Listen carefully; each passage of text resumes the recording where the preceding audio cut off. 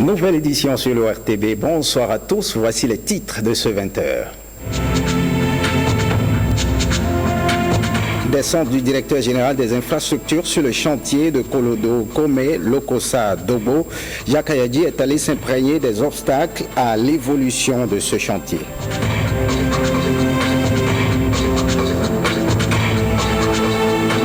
Bientôt, la réhabilitation des 12 préfectures du Bénin, le sujet est au centre de la rencontre annuelle entre les préfets qui a démarré aujourd'hui à Cotonou.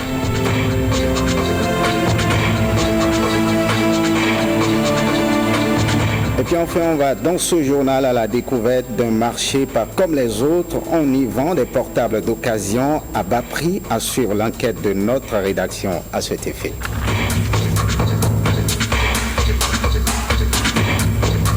Et notre invité, Jacques Ayadji, bonsoir. Vous êtes le directeur général des infrastructures. Vous êtes sur ce plateau pour nous parler de votre visite aujourd'hui sur le chantier de Kolodo, Komé, Lokossa, Dobo. Absolument. Bonsoir, monsieur le journaliste. Merci à vous d'avoir accepté notre invitation. Direction Malanville avec cette brève des écoliers qui meurent mystérieusement. Cela se passe à l'école primaire publique de Madikali, en arrondissement de Malanville. 5 écoliers sont passés de vie à trépas et plusieurs autres admis à l'hôpital de zone de Malanville. Les causes du drame sont encore inconnues. Le préfet de la Liborie, le maire de Malanville sont allés toucher du doigt la situation sur le terrain. Aujourd'hui, vous aurez les images de ce drame dans notre édition de 23h. Direction donc les préfectures, le programme d'action du gouvernement a prévu dans sa première déclinaison le renforcement des 12 préfectures. Les premiers responsables administratifs de ces subdivisions s'en sont rendus à l'évidence ce jeudi 12 janvier à l'occasion de leur première rencontre annuelle. C'était dans l'enceinte du ministère de la décentralisation à Cotonou. Monique Toron et Jérôme Mungwa pour le point. Point de navigation à vue en 2017. Eu égard aux réformes budgétaires contenues dans le programme d'action du gouvernement, le ministère de la décentralisation analyse les situations éprouvantes de 2016 en vue d'élaborer une boussole des dépenses publiques pour l'année en cours. Seules seront retenues les activités réalistes en parfaite harmonie avec les politiques, stratégies, objectifs et programmes de notre secteur susceptibles d'être mises en œuvre et évaluées.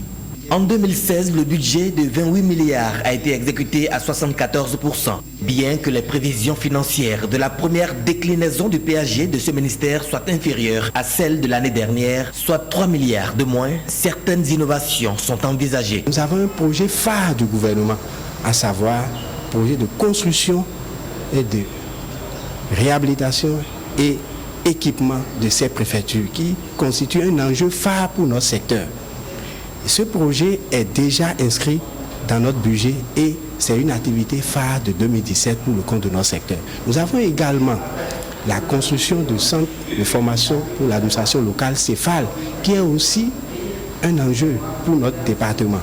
Engagement et proactivité sont attendus des acteurs qui doivent recevoir des lettres de mission pour l'année en cours. Et on parle de cette coopération, signature de convention à la haute autorité de l'audiovisuel et de la communication. Un chèque de 10 millions de francs CFA a été remis aux promoteurs de l'école supérieure d'administration, d'économie et de métiers de l'audiovisuel ESAE pour une formation en master 2 des patrons de presse. La cérémonie a eu lieu, s'est déroulée donc à la haute autorité de l'audiovisuel et de la communication. Regardez. De 10 500 000 francs CFA, qui est relatif au coût de la formation, de 70%, c'est ça qui représente les 10 500 000. Donc la deuxième tranche sera payée suivant les dispositions de la Convention. Voilà qui donne le top d'une formation des patrons de presse pour le renforcement de leurs capacités dans les métiers de l'audiovisuel. La haute autorité de l'audiovisuel et de la communication s'emploie ainsi dans la dynamique d'une presse de qualité. Le comité de gestion de suivi du renforcement des capacités des professionnels des médias composés des représentants des associations professionnelles et de la HAC met un accent particulier sur la formation. nous disposons sur place des structures et des compétences nécessaires. Nous sommes quand même dans une position très favorable que nous assumons parce que nous appartenons d'abord à une profession qui nous a tout donné. Au-delà du curriculum de formation élaboré par l'État, puis c'est une formation garantie par l'État, au-delà des programmes homologués dont nous assumons la transmission, nous connaissons davantage ce métier parce que nous l'avons pratiqué avec beaucoup ici. La HAC donne ainsi l'opportunité à la presse afin que les journalistes puissent accomplir leur devoir, celui d'informer les populations. Signature d'accord de coopération entre l'université d'Abomey-Calavi et l'école supérieure des métiers des énergies renouvelables. La cérémonie a eu lieu à l'UAC en présence des deux premiers responsables des deux universités, Blaise Adampo et Calvado Awanou. Apposition de signature, échange des paraphes, l'université d'Abomey-Calavi et l'école supérieure des métiers des énergies renouvelables sont désormais liées. Cette coopération interuniversitaire facilite ainsi l'assistance de l'UAC aux universités privées dans la formation des étudiants. L'ESMED donc voudrait compter sur vos expériences intrinsèques, très enrichissantes. Comptez également sur le corps professoral et sur les facilités académiques, scientifiques et administratives de l'UAC pour concrétiser son rêve de se voir classé un jour parmi les universités les plus prestigieuses du monde. Depuis que le CAMES a vivement recommandé au chef d'État de faire en sorte que les universités publiques assistent les universités privées, notre université a défini un cadre de collaboration, un cadre pour favoriser les échanges, un cadre aussi pour servir de crédit à ce que vous faites. Le présent accord va faciliter le brassage des étudiants des deux universités et l'échange d'informations et de publications scientifiques. Et on parle toujours enseignement supérieur. Le ministre des enseignements secondaires, techniques et de la formation professionnelle a ciblé et équipé 80 établissements publics sur l'ensemble du territoire national présents au lycée technique Koulibaly. Ce matin, les directeurs départementaux sont rentrés en possession des équipements informatiques. Cette action vise à créer une interconnexion entre les collèges et les lycées du Bénin. Suivons ensemble le compte rendu de Pétronille Okosso et Marie-Louise Perrin. C'est 10 ordinateurs à chaque fois.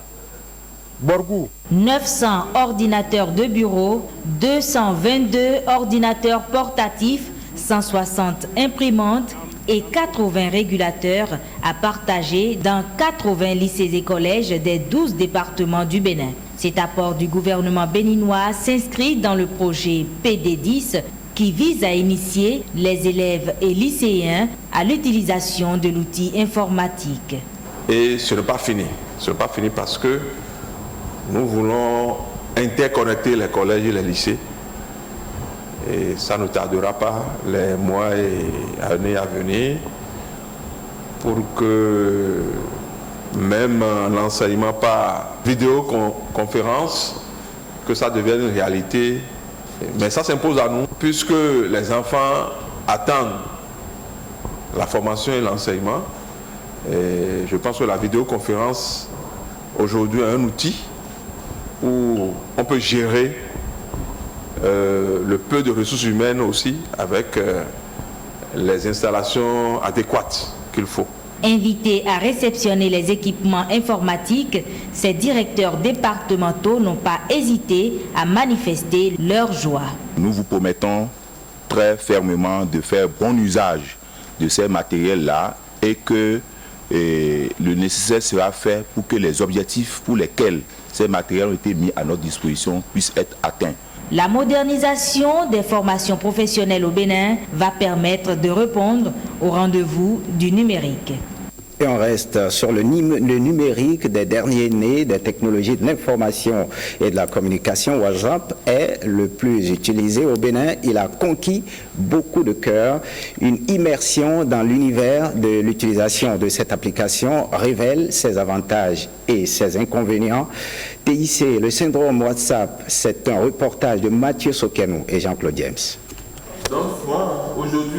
À l'origine du slogan Génération tête baissée, les réseaux sociaux dont WhatsApp, une plateforme d'échange qui draine le plus grand nombre d'utilisateurs et qui s'est imposée en un temps record. Je voulais envoyer une voiture pour un ami quoi.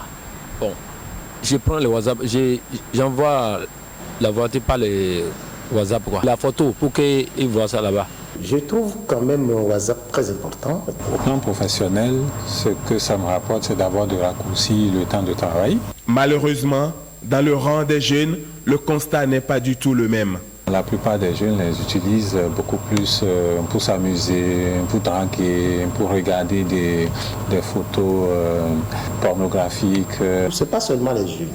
Excusez-moi beaucoup, j'ai comme impression que c'est le réseau qui détruit encore beaucoup plus le foyer. Quand on utilise WhatsApp, il faudrait que ça soit aux fins personnelles. À part, de façon professionnelle, nos parents, nos amis qui sont à l'extérieur, communiquer avec eux. Je pense que c'est largement suffisant. Véritable outil de communication, il offre un gain de temps qui séduit plus d'un. C'est aussi une source d'information qu'il faut prendre avec des gants. Oui, parce que déjà, quand il y a conseil des ministres, où il y a un accident, où il y a, disons, une information de façon vitale, je pense que WhatsApp est le réseau le mieux informé avant la presse. De l'autre côté, il y a trop d'intoxication du fait qu'on ne se rend pas compte, on ne sait même pas d'où sort la vérité ou pas. Pour ceux qui utilisent, par exemple les journalistes qui doivent publier des informations, ils ne peuvent pas les publier in extenso dès qu'ils les reçoivent comme ça, ils doivent quand même passer aux vérifications. Certains utilisateurs ont déjà battu le record de plus de 100 groupes au WhatsApp. Mais une interrogation demeure, sont-ils tous utiles et comment y adhérer? Oui, WhatsApp a été maintenant amélioré du fait qu'on envoie des liens. Donc, avec les liens, on intègre le groupe. Mais déjà sur les liens, on fait un petit bref résumé du contenu du groupe. Donc, à toi de voir. Si le groupe dans lequel tu veux intégrer répond à ce que tu veux, ou tu vois qu'en intégrant ce groupe, tu peux avoir d'idées, de connaissances, de partage, tu intègres. Il y a de ces groupes-là qu'on qualifie de groupes de prostituées, groupes de prostitution. Voilà, je parie que sur ces groupes, on ne peut pas faire circuler des informations importantes pour le public en général. Compagnons fidèles, pratiques dont le service a un coût, WhatsApp a permis le développement de nouvelles formes d'écriture numérique, parmi elles l'abréviation. Ce n'est pas quelque chose à conseiller aux apprenants parce que nous constatons que de plus en plus, ils n'écrivent qu'au son, ils abrévient et ça pose un grand problème de communication, surtout à l'écrit. C'est complètement déconseillé d'abrévier, à moins que ce ne soit un message codé. La plupart des messages que j'envoie, c'est des messages avec des mots en entier pour m'assurer que celui à qui j'écris comprend exactement ce que je veux dire. Entre avantages et inconvénients, les virus WhatsApp, Facebook, Twitter, Viber et autres ont encore du mal à atteindre ceux qui ont choisi d'être hors de la génération tête baissée. On reste accroché à nos téléphones portables. Plus qu'un outil de communication, c'est un élément d'information et de recherche. Il s'agit du portable. 6 Béninois sur 10 en disposent et la plupart l'ont acheté sur le marché informel. Qu'est-ce qui motive ce choix? Est-ce le prix qui est bas? Ce marché est-il florissant? Élément de réponse dans ce reportage signé William Tchoki. C'est un marché tenu par les ressortissants du grand voisin de l'Est, le marché de vente des portables dits d'occasion. Un marché informel, mais très florissant. Ça marche pas mal. Par jour, vous vendez combien de portables? Bon, je peux dire 3 à 4 par jour. Franchement, on en vend. Toutes les marques de portables s'y trouvent et la clientèle afflue à cause du prix très abordable. Nous venons payer des portables ici, c'est par rapport au prix. Parce qu'actuellement, si tu vas prendre le neuf, si tu vas par exemple dans la maison Samsung, tu prends une Samsung, l'exemple Note 2 ou Note 3, tu verras que le prix est un peu plus cher par rapport à ici. Alors qu'ici, nous prenons ça de façon très abordable.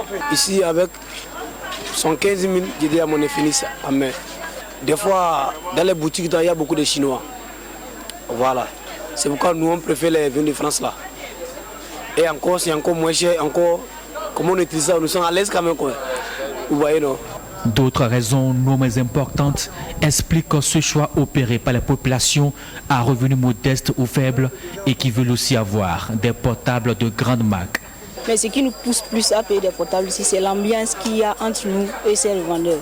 Parce que quand on est en face d'eux, ils essaient de nous comprendre par rapport au prix. Ensuite, ils nous comprennent aussi au niveau de l'état du portable. Quand le portable a un problème, ils nous garantissent de revenir le plus tôt possible pour qu'ils puissent voir comment échanger le portable. S'il faut compléter pour prendre un autre, ou bien s'il faut échanger avec un même portable. Ils font de bonnes affaires, ils l'ont reconnu. La clientèle de son côté se dit satisfaite.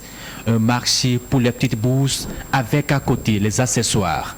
Un marché pour les débrouillards. Les réparateurs sont aussi là pour les petites pannes. Et on change de registre à présent, visite du chantier Colodo par le directeur général des infrastructures, Jacques Ayadji, est venu pour régler deux problèmes majeurs qui freinent l'évolution des travaux. Henri Fachina et Varis Zomarou pour le point. La première étape de cette visite est Comé, où l'entreprise Ouvrier du Monde doit réaliser un collecteur d'évacuation d'eau usée. Après les échanges, il a été retenu un délai de rigueur de 6 semaines pour finir avec la réalisation de cet ouvrage. D'abord, l'ouvrage sera réalisé sous la surveillance et le contrôle conjoint de la mission de contrôle OMN et de notre mission de contrôle sur la route pour que nous-mêmes, on s'assure de la qualité de l'ouvrage. Deuxièmement, au niveau du remblai, ce serait la même chose. L'entreprise s'est engagée en 45 jours à finir.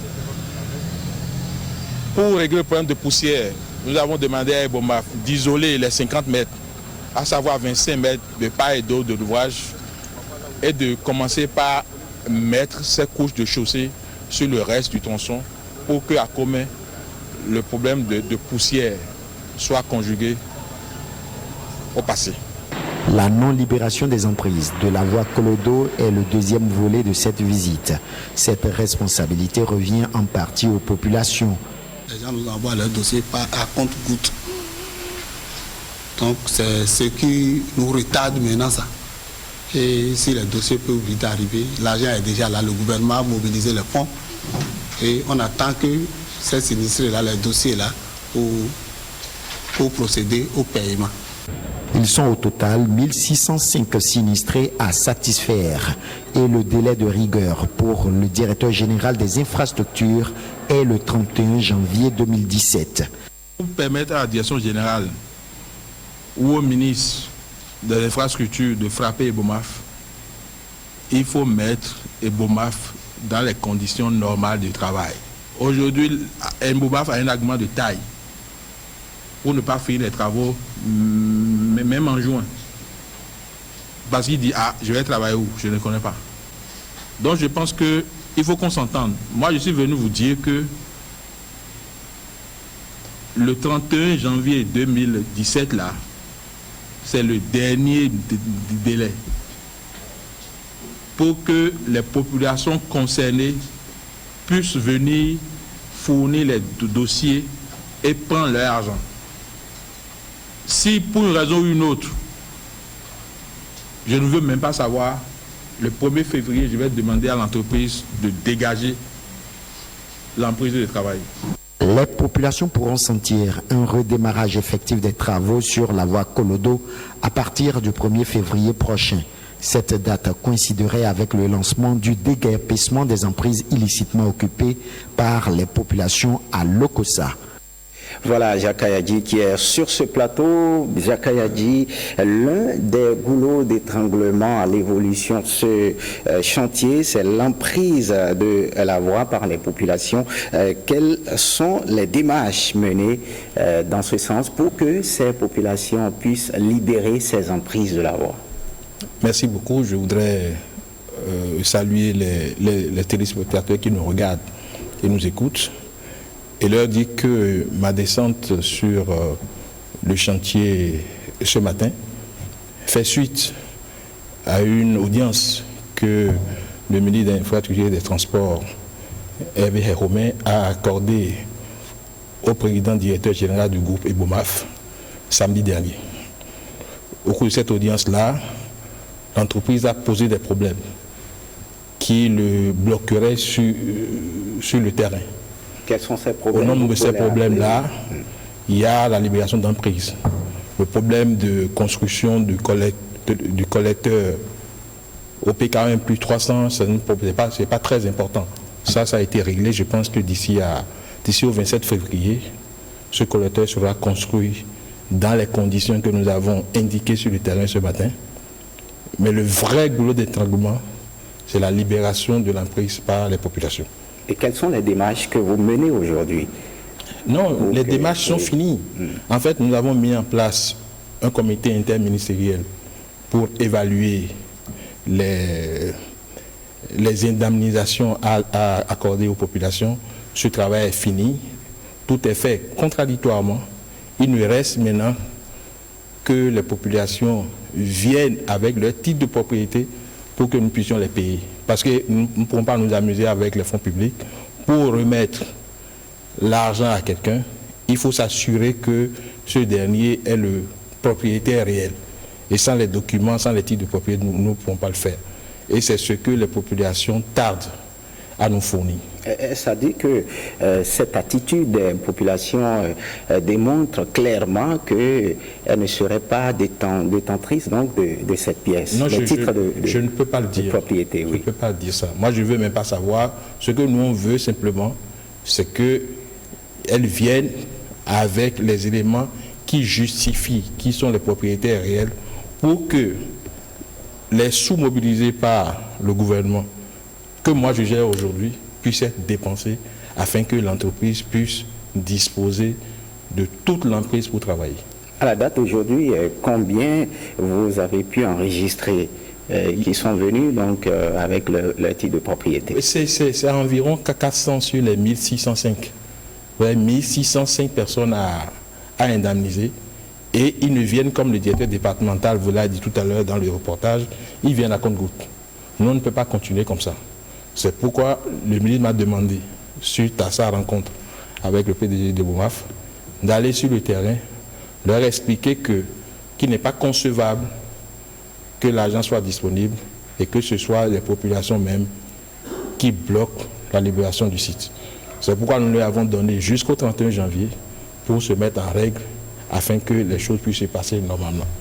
Au-delà du 31 janvier, nous allons demander à l'entreprise de dégager tout sur son passage pour pouvoir travailler. Est-ce que vous avez un mot à l'endroit de ces populations pour leur demander de sortir, de se faire enregistrer avec leur titre de propriété? De toutes les façons, nous avons parlé aux deux préfets des deux départements concernés, le département du Mono et celui du Koufou, à travers les secrétaires généraux de ces préfectures-là. Nous avons parlé aux différents maires, savoir celui de Comé, de Lokossa et de Dogo, pour qu'ils puissent, ensemble avec nous, parler aux populations pour que ces dernières se mettent en règle. Nous allons faire des communiqués dans les médias, aussi bien au niveau national qu'au niveau local, pour que ces populations puissent prendre les dispositions pour mettre EBOMAF devant ses responsabilités. Parce qu'aujourd'hui, si nous ne libérons pas les emprises, nous ne pouvons pas frapper l'entreprise si elle est en retard. Donc voilà un peu la situation. Le délai limite, c'est le 31 janvier. À partir du 1er février, nous allons dégager et nous allons travailler. Merci à vous, Jacques Ayadji. Vous êtes le directeur général des infrastructures. Vous essayez sur ce plateau pour nous parler de l'évolution du chantier Kolodo, Comé, Lokossa et Dogo, et le délai de rigueur, c'est pour le 31 janvier. Parce que les populations se plaignent de la poussière. Oui. Il faut que l'entreprise mette les couches de chaussée pour que cette poussière cesse. C'est vrai que nous l'avons déjà suivi dans l'élément. Pour que l'entreprise arrose, mais il faut quand même que le site soit dégagé et que l'entreprise travaille. Merci à vous, Jacques Ayadji. Suite de cette édition, direction le Parlement, le personnel administratif de l'Assemblée nationale et les députés ont présenté ce lundi les vœux de nouvel an au président de l'institution. C'est à la faveur d'une double cérémonie qui s'est déroulée dans la sobriété. Guillaume Avier nous en parle. Civils et militaires de l'administration du Parlement se retrouvent pour la traditionnelle présentation de vœux du Nouvel An. La cérémonie se déroule dans la sobriété devant le patron de l'institution, entouré pour la circonstance de quelques membres du bureau de l'Assemblée nationale, des membres de la conférence des présidents de groupes parlementaires et de plusieurs directeurs techniques. Excellence, Monsieur le Président de l'Assemblée nationale, puisse Dieu Tout-Puissant vous assister et vous éclairer dans l'exercice de votre lourde responsabilité afin que la représentation nationale sous votre direction puisse combler les attentes légitimes de notre peuple. Le bureau de l'Assemblée nationale et l'ensemble des députés reconnaissent l'importance du travail administratif pour la réussite de notre mission constitutionnelle.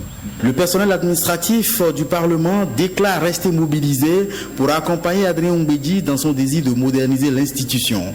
Après les fonctionnaires de l'Assemblée nationale, c'est au tour de la représentation nationale de s'adresser à son président. Je salue ici vos initiatives d'amélioration des conditions de travail dans notre Parlement. Je salue également, Monsieur le Président, vos efforts pour maintenir une saine ambiance de travail et un climat apaisé malgré nos joutes au sein de notre Parlement. Cette cérémonie de présentation de vœux intervient quelques semaines après la présentation du programme d'action du gouvernement et le vote du premier budget de l'État à l'aide du Bénin révélé, porté à plus de 2010 milliards de francs CFA, une première dans l'histoire politique du Bénin. Deux instruments de gouvernance indiquant de meilleures perspectives pour le peuple béninois à partir de 2017 que les députés s'engagent à soutenir, selon le premier vice-président de l'Assemblée nationale, Éric Hounoueti. La fête des religions endogènes, on en parle encore. La commune d'Abomey-le-Calavi, à l'instar des autres villes du Bénin, a célébré avec faste la journée dédiée aux religions endogènes. Les adeptes du culte vaudou ont jubilé à Godomin sous le regard échanté du maire Georges Bada. Le reportage de Rosemonde Tchapoué et Marie-Louise Perrin. Séances de prière, de possession, des spectacles de chants et danses, des actions de grâce sont entre autres les moments forts qui ont ponctué cette 11e édition de la célébration des religions endogènes par la commune d'Abomey-Calavi. Nous avons des valeurs dans nos cultures auxquelles nous devions nous identifier. Ces valeurs culturelles et cultuelles se retrouvent justement dans nos religions endogènes à travers leurs pratiques et leurs cultes. Nous avons choisi de ne pas disparaître. Nous avons choisi d'aimer nos cultes. La commémoration de la fête de ce jour est surtout le symbole de la cohésion sociale et de la paix que nous devons toujours rechercher. La coexistence pacifique des religions, le brassage harmonieux qui se vit entre toutes les confessions religieuses de notre pays en général et de notre commune Abomey-Calavi en particulier, constitue un facteur de sécurité et par ricochet un facteur de développement durable qu'il faut à tout prix préserver et conserver. La valorisation de cet héritage qu'est le vaudou a du prix selon le conseil communal d'Abomey-Calavi qui pense déjà à élaborer un plan de développement digne du nom. Retour dans l'Ouémé, le top des retrouvailles annuelles des filles et fils de la vallée de l'Ouémé a été donné ce mercredi à Zongué dans la commune de Dobo. La fête en est à sa 8e édition. Deux activités ont marqué le lancement de la fête. Guillaume Aviano, Brice Fongbo. Bennett Adeogun, président mondial de l'Église du christianisme céleste, invité par la coordination nationale de Ouémé-Houé pour venir célébrer le culte de lancement de Ouémé-Houé 2017, les retrouvailles annuelles des filles et fils de la vallée de l'Ouémé. Des retrouvailles qui ont pris leur quartier cette année à Zongué dans la commune de Dango.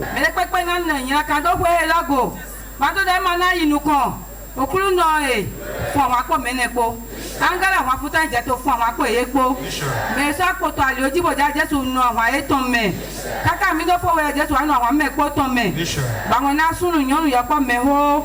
Mais c'est le président mondial des églises du christianisme céleste qui s'est déplacé en personne. C'est dire l'importance que revêt Wemekwe. Cela augure d'une très bonne fête.